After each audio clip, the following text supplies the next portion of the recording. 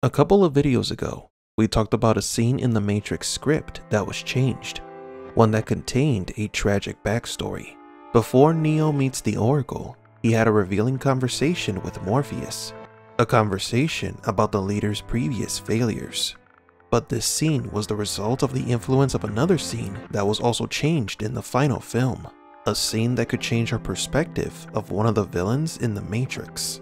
Welcome to Matrix Explained.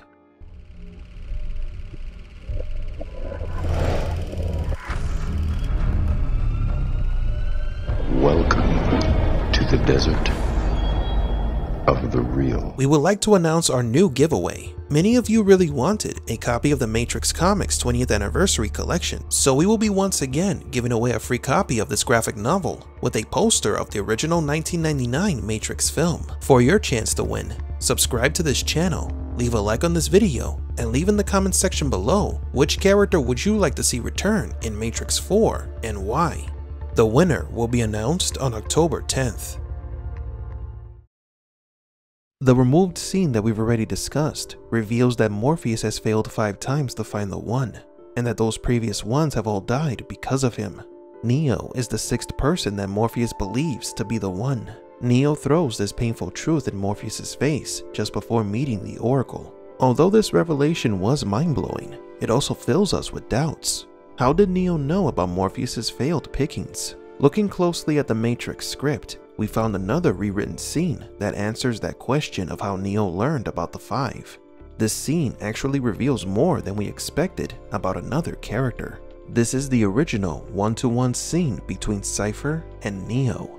This scene begins just as it did in the film. Neo finds Cypher navigating the computers alone, surfing the Matrix while the rest of the crew is asleep.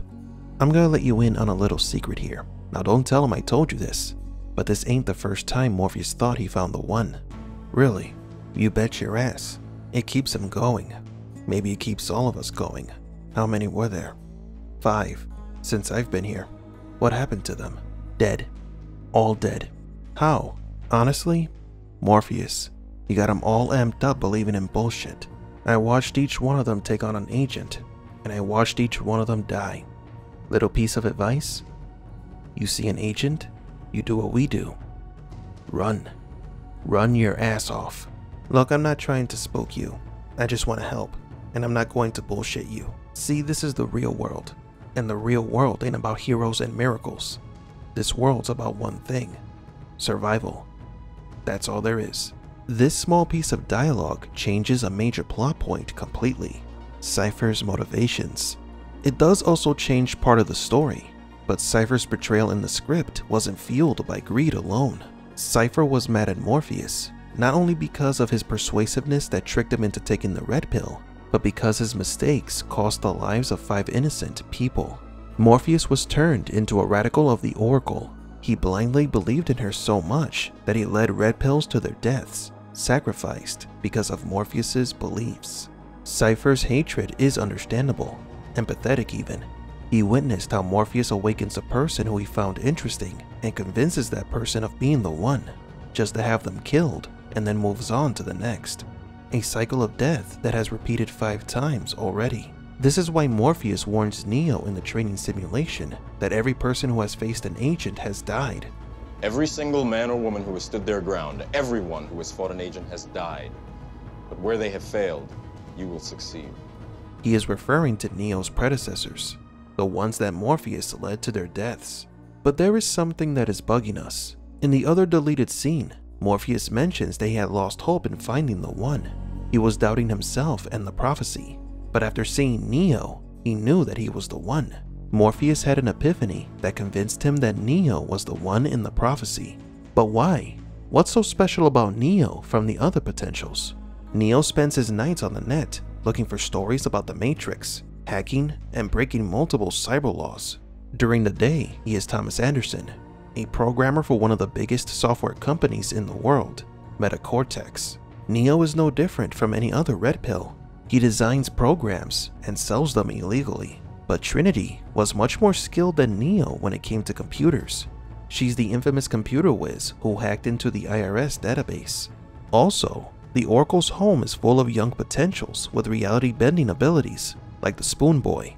Neo didn't have any special abilities until after he resurrected in the Matrix, though he did manage to bend the spoon. So if Trinity was better skilled at computers, and there were more powerful potentials, then what convinced Morpheus that Neo was the one? This leads us to a sad realization. Morpheus believes in Neo just as he believed in the other 5. There is nothing special about Neo. For Morpheus, each person who he has awakened was the one. He simply has faith. This is the control that the Oracle has over Morpheus, the ability to erase his reasoning and replace it with irrational thought, a prophecy based on hopelessness. Putting ourselves in Cypher's shoes, we can empathize with him. We may not condone his actions, but we can kind of understand them. Cypher was another person who was led by a fanatic of a belief that was imposed by the machines. He was a pragmatist and was in love with a woman who also follows the prophecies of this oracle. He was rational, so being surrounded by people who spoke about a magical prophecy made no sense for him. Therefore, the most logical thing to do for his well-being is to forget and return to the Matrix. His request to forget everything carries more weight in the script. In the film, we thought that the reason for Cypher wanting to erase his memories of the Matrix and the real world was because knowing the truth wouldn't allow him to enjoy his new life. I don't want to remember nothing. Nothing. You understand? But the script's dialogue tells a different story. Sure, he wanted to forget ever waking up to the nightmare that is the real world, but he also wanted to forget the fanatic who leads people, possibly people Cypher considered as friends, to their deaths, all for the sake of a prophecy. Cypher's convictions may have been stronger than we thought. More than just a conversation to put Neo against Morpheus, this original dialogue serves as a warning. Advice that someone would give a friend who was about to make a mistake. And that mistake is Neo believing in Morpheus and the Oracle. Cypher was possibly trying to save him. But do you agree? What do you think about this change in the script? Does it change your opinion of Cypher? Was his betrayal still unjustifiable?